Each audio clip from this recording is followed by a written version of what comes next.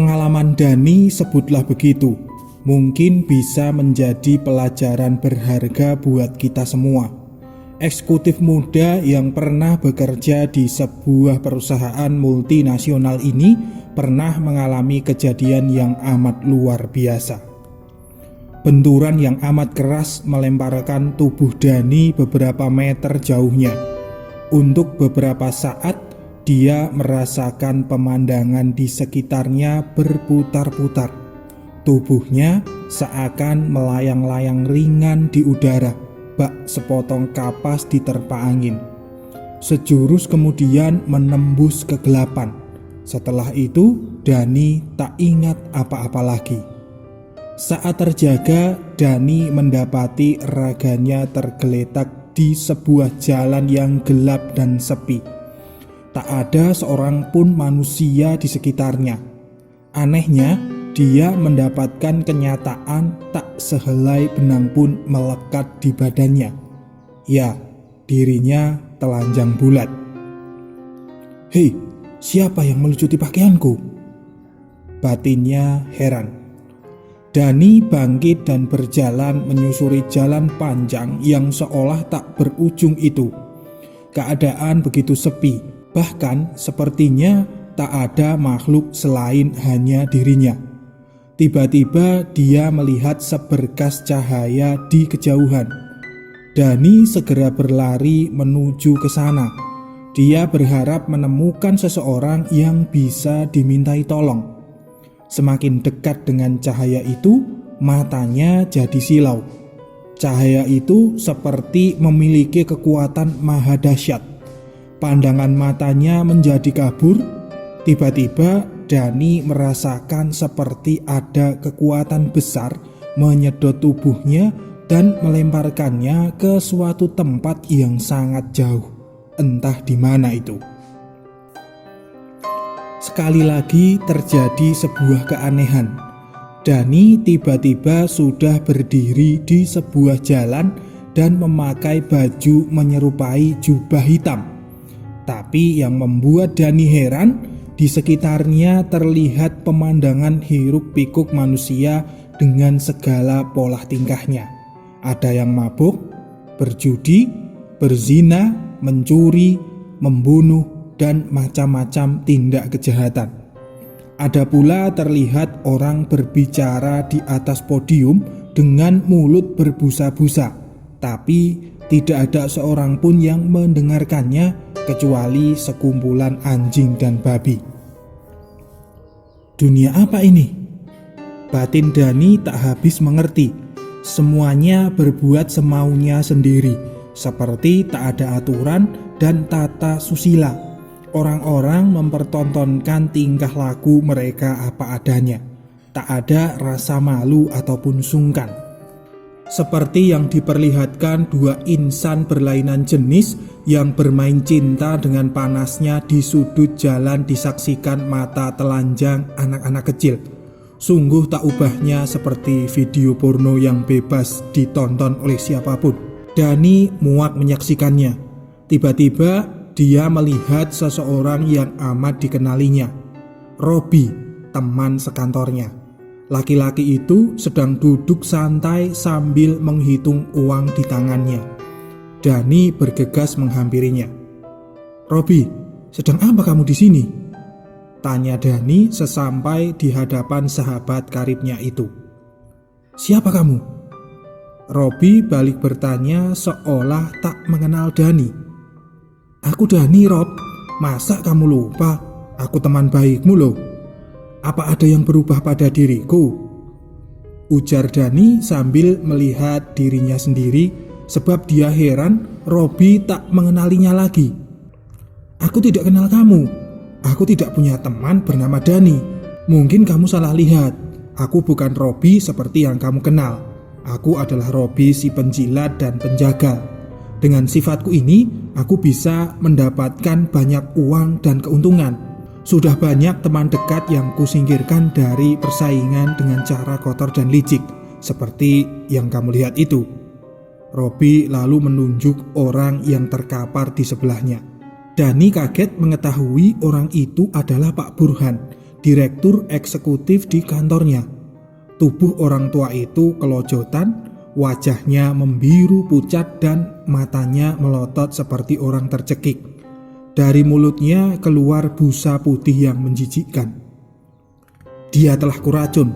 Sebentar lagi dia akan menemui kematiannya dan aku bisa menggantikan kedudukannya. Aku yang akan berkuasa. Hahaha. Robi tertawa penuh kemenangan. Bangsat kamu Robi, kamu tega mencelakai temanmu sendiri, maki Dani.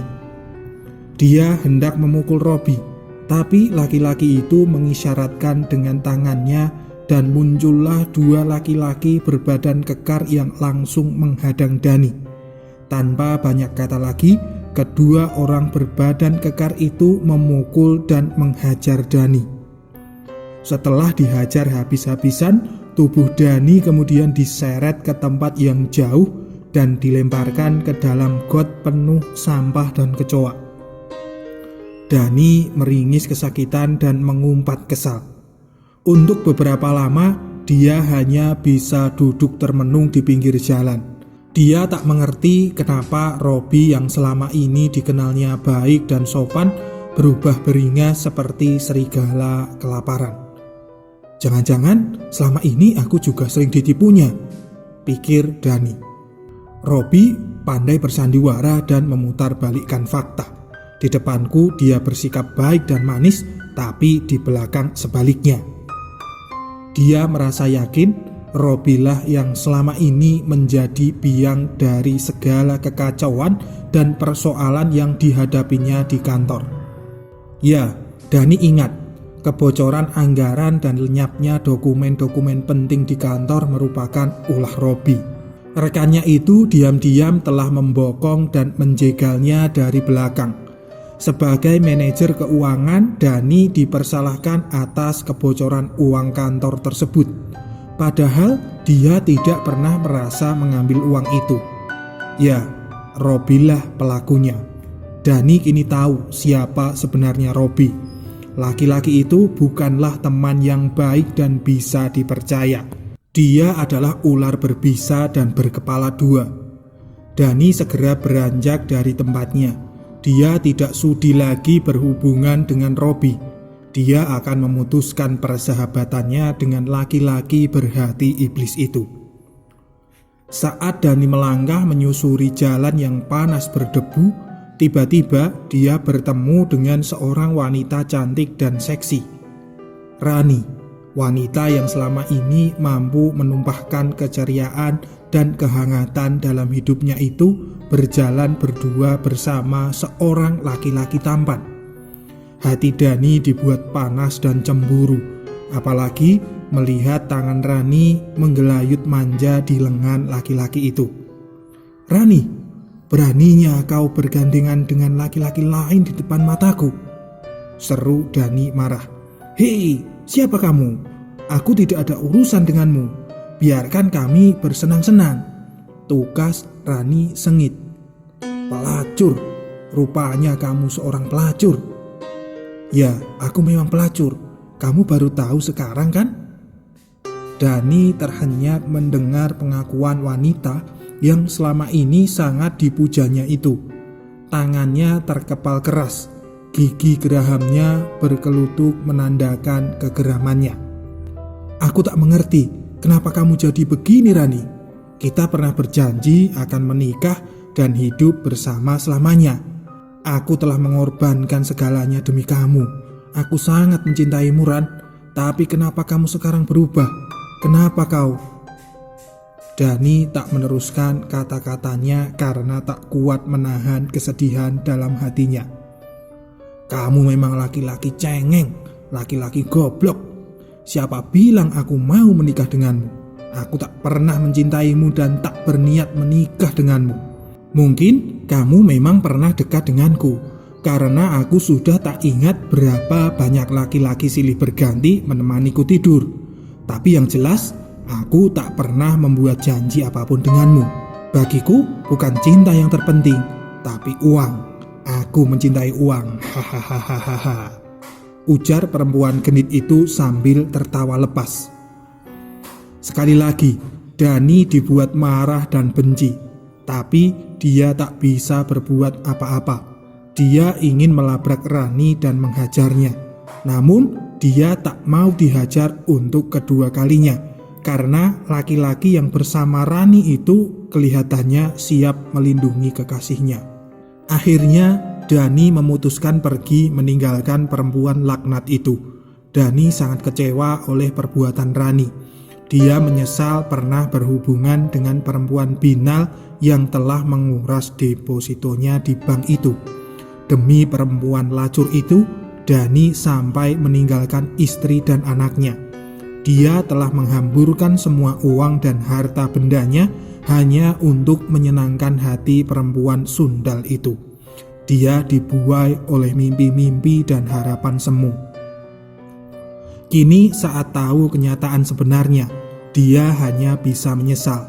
Tapi segalanya sudah terlanjur hancur dan musnah.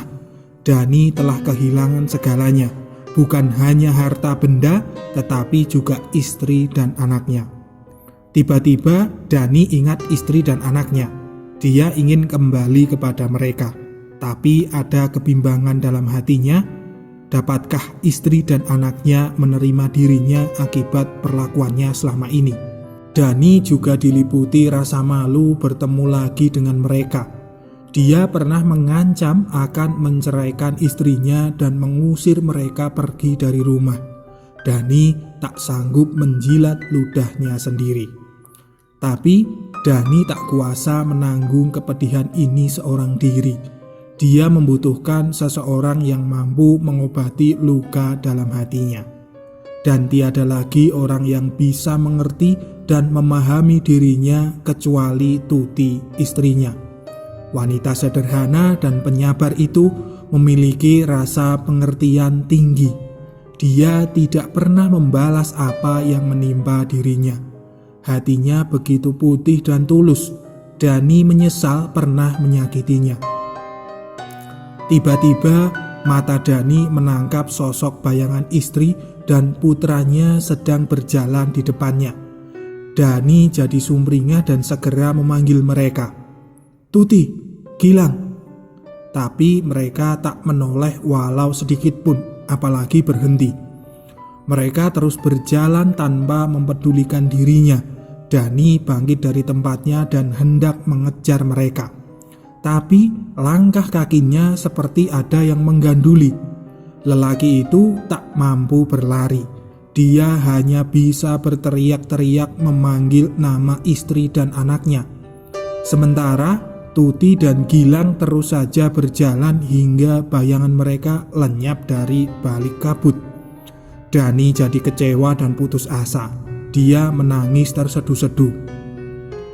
Tanpa disadarinya, muncul 4 orang berwajah seram di hadapannya sambil membawa pentungan atau gada. Mereka mirip monster di film horor. Tanpa banyak kata, mereka langsung menghajarnya dengan bergantian. "Tolong, tolong!" teriak Dani, tapi tak ada seorang pun yang datang menolongnya. "Silahkan berteriak, tak ada yang akan bisa menolongmu," ujar salah seorang dari mereka dengan bengisnya. "Kamu adalah manusia laknat yang perlu diberi pelajaran. Kamu akan kami masukkan ke dalam api neraka. Kamu harus menerima pembalasan atas segala perbuatan dosamu. Manusia seperti kamu tak pantas hidup di dunia." Hujatan dan cercaan bertubi-tubi ditujukan pada Dani, disertai dengan siksaan fisik yang berat. Dani hanya bisa melolong dan menjerit kesakitan. Sungguh, belum pernah Dani merasakan kepedihan, kesakitan dan siksaan yang demikian beratnya seperti ini. Sekujur tubuhnya sampai berdarah-darah. Tak ada yang bisa dilakukan Dani kecuali menyeru nama Tuhan, meminta pertolongannya. Pada saat seperti ini, Dani menyadari segala kekhilafan dan kekeliruannya. Dia tidak ingin mati dalam keadaan berlumuran dosa. Ketika dirinya sudah sekarat dan harapan itu tinggal seujung kuku, sayup-sayup dia mendengar suara Tuti memanggil namanya. Dani terkesiap. "Tuti, maafkan aku," gumam Dani sambil merintih kesakitan. Dan ajaib, orang-orang berwajah seram yang tadinya menghajarnya lenyap begitu saja. Meski masih merasakan kesakitan, samar-samar Dani melihat kehadiran Tuti dan Gilang di hadapannya. Dengan kondisi sangat payah, Dani merangkak mendekati istri dan anaknya. Tangan Tuti terulur ke arahnya. Dengan susah payah, Dani mengangkat tangannya yang lemah dan mencoba meraih tangan istrinya. Akhirnya ketika tangannya berhasil menyentuh tangan istrinya, tiba-tiba seperti ada kekuatan mengalir dalam tubuh Dani. Dia merasakan tulang-tulang tubuhnya yang sudah remuk menyatu kembali. Dani merasakan dirinya disedot oleh sebuah kekuatan besar. Tubuhnya melayang-layang di angkasa dan kemudian jatuh di atas alas yang empuk. Ada kedamaian menyusup dalam hatinya. Perlahan dia membuka matanya. Cahaya terang menyilaukan. Samar-samar dia mulai bisa melihat keadaan di sekelilingnya. Sebuah ruangan yang serba putih dan nyaman. Tampak sosok istrinya bersama putra tunggalnya. Berdiri dekat seorang laki-laki berwajah arif dan seorang laki-laki paruh baya memakai jas putih. "Di mana aku ini?" tanya Dani seperti orang bingung.